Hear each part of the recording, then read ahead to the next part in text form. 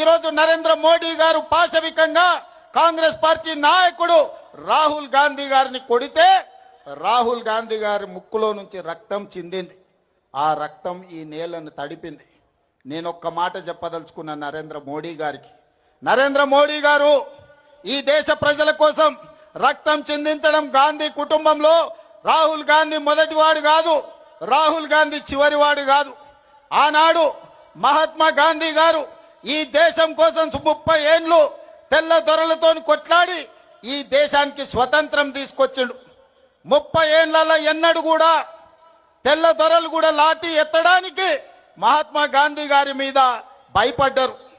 అలాంటి మహాత్మా గాంధీ గారిని స్వతంత్రం వచ్చిన మొదటి సంవత్సరంలోనే మీ తుపాకీ తూటాలకు బలైపోయిండు. అది మీ ఆరంభం. గాడ్సే వారసులు మీరు. గాంధీజీని ఆనాడు పొట్టన పెట్టుకున్నారు. ఆ తర్వాత పేద ప్రజల కోసం ఈ దళితులు, ఆదివాసీలు, గిరిజనులు తండాలలో, గూడాలలో, మారుమూల పల్లెల్లో ఉన్న పేదల కోసం అమ్మగా మారిన ఇందిరమ్మను ఈ దేశంలో AK-47 తుపాకీ తూటాలతో తీవ్రవాదులు నేలకు ఒరిగిచ్చారు.